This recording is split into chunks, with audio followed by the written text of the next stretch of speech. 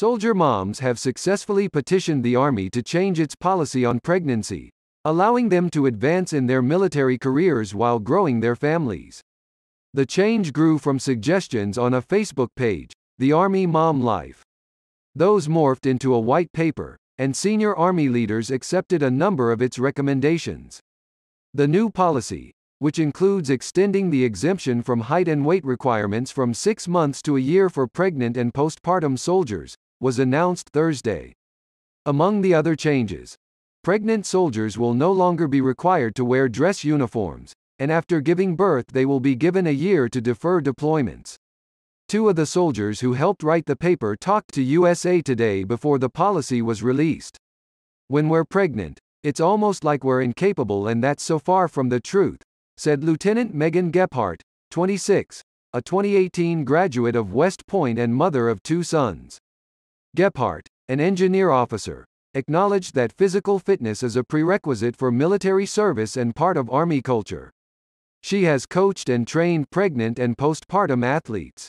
"But there are so many other leadership qualities and other character traits that are valuable and have a measurable impact and have no relationship to pregnancy," she said.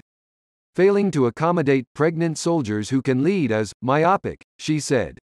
"It could mean the Army fails to identify women who can fight and win the nation's wars."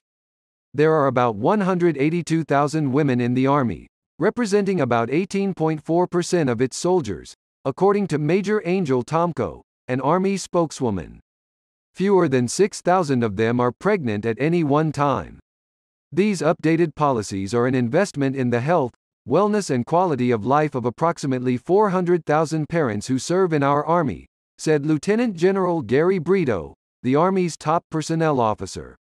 Even though this began as a grassroots effort, the soldiers who contributed to the implementation of this directive have made a lasting positive impact on our Army. Captain Kelsey Borsanos, 28, a signal officer and paper co-author, said she found few female role models to help her adjust to life as a pregnant soldier. Later, she learned how valuable the Facebook page was for sharing information. "It kind of became a common ground for people to relate in the Army together," she said. "How are other people doing it? What's working for you? How do you navigate telling your commander you're pregnant? Things like that." Lt. Colonel Scott Stevens, 41, another author of the paper and a combat veteran, said he was prepared for criticism that accommodating pregnant soldiers could damage readiness to fight.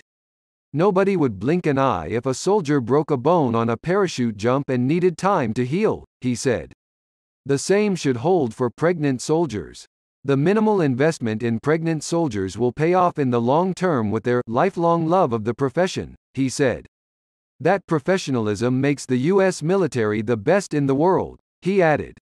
"The new policy will help the Army recruit and retain good soldiers," Stevens said. "If we want to continue to be the most effective fighting force on the planet, we have to continue to look at ways to diversify," he said. Brad Carson, a former senior Army official who also oversaw personnel policy at the Pentagon during the Obama administration, said the changes reflect the military's need to find and keep the best talent. "This is a move in the right direction," Carson said. "The Army and other services must recognize the changing nature of warfare and must recruit more women to the force.